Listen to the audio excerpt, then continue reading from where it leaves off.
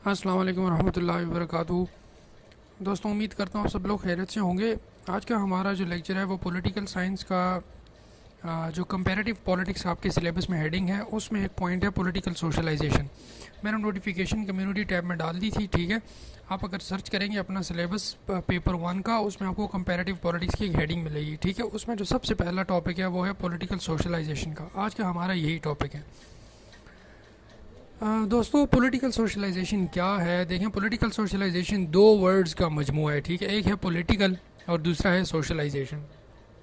अब पॉलिटिकल की तो समझ आती है, कोई भी चीज़ जो पॉलिटिक्स के रिलेटेड हो। सोशलाइजेशन अब क्या है? सोशलाइजेशन भी आप जानते हैं, अगर आप वर्ड पे गौर करें, आपके आसपास रहने वाले जो लोग हैं, आपका अपना सोशल सर्कल जो है वो उसको आप किस तरह ट्रीट करते हैं, ठीक है, या वो आपके ऊपर किस तरह इन्फ्लुएंस करता है, दैट इज़ सोशलाइजेशन, ठीक है। तो पॉलिटिकल सोशलाइजेशन ये हुआ कि पॉलिटिकली जो आपका सोशल सर्कल है वो आप पे कैसे इन्फ्लुएंस करता है, ठीक है। इसी चीज़ को हम लोग इंशाल्लाह आगे लेकर बढ़ेंगे। दोस्तों, अगर मैं आपसे एक क्वेश्चन करूं, विच पार्टी डू यू सपोर्ट, ठीक है, आप किस पार्टी को सपोर्ट करते हैं, ठीक है। पॉलिटिक्स पढ़ रहे हैं ना, पॉलिटिकल साइंस पढ़ रहे हैं, ठीक है, तो जाहिर बात है आप पॉलिटिक्स में थोड़ा बहुत इंटरेस्ट तो होगा। तो अगर आपसे ये क्वेश्चन किया जाए कि आप किस पार्टी को जो है वो सपोर्ट करते हैं, जाहिर बात है आपके दिमाग में कोई ना कोई एक पार्टी होगी जिसको आप ज़्यादा पसंद करते होंगे, ठीक है, आपने जिसको वोट दिया होगा, ठीक है। तो ये सारी चीज़ें हर हम में से हर शख्स जो है वो किसी एक पॉलिटिकल पार्टी की तरफ ज़्यादा जो है वो लीनिंग करता है, ठीक है। अब ये जो चीज़ है ये हमारे दिमाग में आई कैसे, ठीक है। Now who made you think like this that you should support this party और you must go for this party, ठीक है।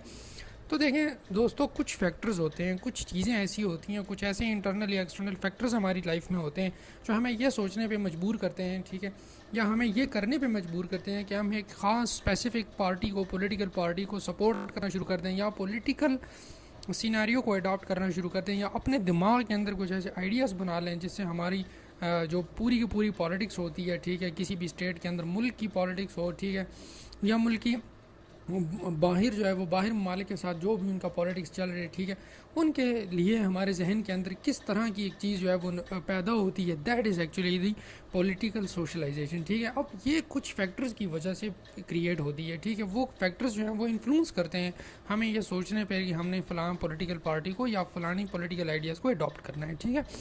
अब वो फैक्टर्स कौन कौन से हैं? देखें, नंबर 1 है आपका फैमिली, ठीक है। अब फैमिली जो है, देखें, our families are the most significant influence on our political beliefs and opinions. This is often because our families are the group with whom we spend most of our time during our formative years, and in most cases, they are the groups whose opinion we value the most. For example, देखें दोस्तों, अगर आपको मैं एक example दूं, आप ही की family का कोई आपका भाई हो सकता है, ठीक है, कोई आपकी फैमिली का कोई और मेंबर हो सकता है, ठीक है, जो वो किसी खास पार्टी को ज़्यादा सपोर्ट करता है। फॉर एग्जांपल, आपके फादर जो होते हैं, the head of your family supports one of the party inside our country, ठीक है। फॉर एग्जांपल मैं नाम लेता हूँ पीपल्स पार्टी या PMLN या PTI, वट एवर, ठीक है। कोई भी पार्टी जो है वो आपकी फैमिली का जो हेड है वो सपोर्ट करता है। ऑब्वियसली आप लोग अपने पेरेंट्स को, उनकी विल्स को, उनकी विशेस को मद्देनज़र रखते हुए, वो तमाम की तमाम वैल्यूज़ को मद्देनज़र रखते हुए आप भी ऑब्वियसली उसी पार्टी को सपोर्ट करना शुरू कर देंगे। मतलब मैक्सिमम यही होता है, ठीक है। और जो देखा गया है ट्रेंड यही चलता है। कुछ लोग जो फिर ज़्यादा पॉलिटिकली इंटरेस्टेड होते हैं वो अपनी आइडियाज़ और अपने बिलीव्स को अपने अंदाज से अपनाने की कोशिश करते हैं। लेकिन बचपन से अगर आप किसी एक ऐसी पॉलिटिकल पार्टी के साथ जुड़े हुए हैं, आपकी फैमिली इस तरह जुड़ी हुई है कि आपका सियासी पस मंज़र किसी एक पार्टी के साथ ख़ानदान से चलता आ रहा है, तो आप ऑब्वियसली उस पार्टी की तरफ लीन करेंगे। So we can say that family is a factor which influence your political belief, ठीक है। इसी तरह हमारे पास है मीडिया, ठीक है। आपको पता है फैमिलीज़ के साथ मीडिया जो है ये भी एक बहुत ज़्यादा मोस्ट इन्फ्लुएंशियल सिग्निफिकेंट है, ठीक है। इसका मोस्ट इन्फ्लुएंशियल जो है वो फैक्टर है जो आपके पॉलिटिकल बिलीफ को चेंज कर सकता है, ठीक है। क्यों? क्योंकि देखें, जो चीज़ हमें नज़र आती है ना, एक्चुअली वो वैसी होती नहीं है। मीडिया आपको जो दिखाता है आप उसके ऊपर अमल शुरू कर देते हैं, ठीक है।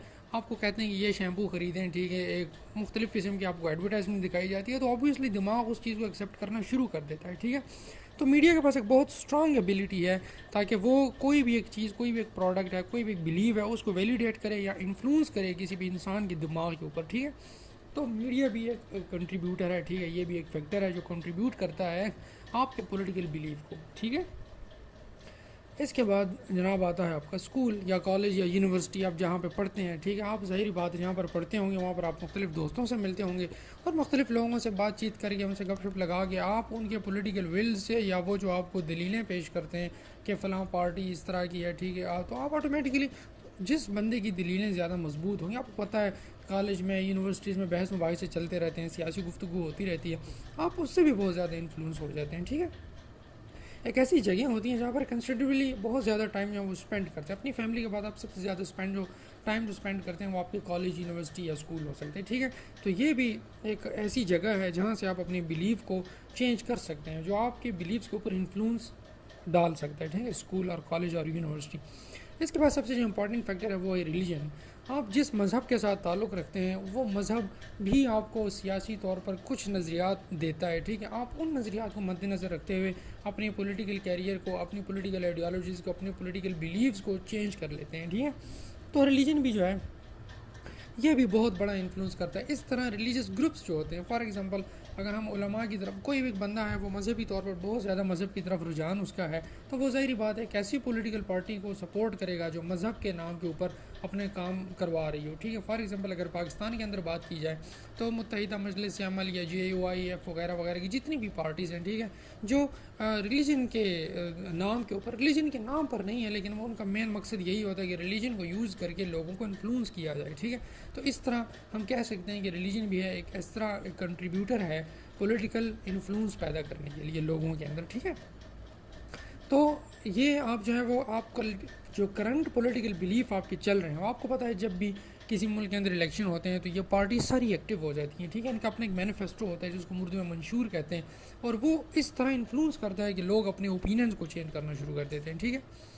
तो ये हुआ रिलीजन। इसके बाद दोस्तों है वर्क प्लेस स्कूल के बाद आप जानते हैं, ठीक है, जहाँ पर आप काम करते हैं। अगर आप स्कूल नहीं पढ़ रहे, यूनिवर्सिटी के स्टूडेंट नहीं है, ठीक है, अपनी पढ़ाई मुकम्मल कर चुके हैं, तो फिर फैमिली के बाद आपका जो सबसे ज़्यादा टाइम स्पेंड होता है वो होता है आपके वर्क प्लेस में, ठीक है दोस्तों। तो वर्क प्लेस भी है, ये भी बहुत बड़ा कंट्रीब्यूटर है, बहुत बड़ा इन्फ्लुएंस करता है आपके पॉलिटिकल आइडियाज़ को, और इसी को हम कहते हैं ये पॉलिटिकल सोशलाइजेशन ही का एक फैक्टर है।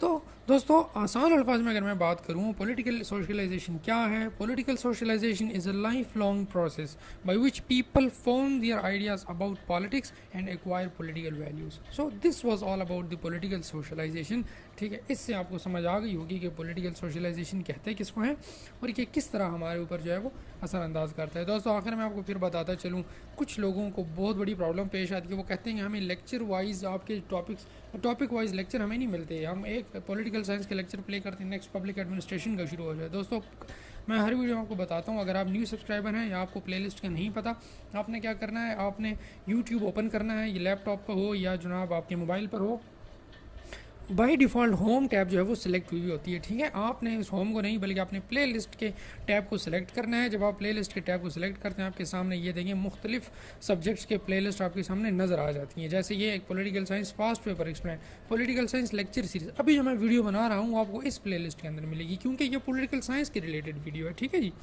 इस तरह सेपरेट सब्जेक्ट्स की सेपरेट प्लेलिस्ट बनाई गई है, तो आपने डायरेक्टली होम टैब से वीडियो नहीं प्ले करनी, आपने प्लेलिस्ट पर जाकर अपना जो आपका रिक्वायर्ड सब्जेक्ट है उस सब्जेक्ट को चूज़ करें और वहाँ से तमाम वीडियोस को प्ले करें। By default next video automatically play होना शुरू हो जाएगी, ठीक है दोस्तों।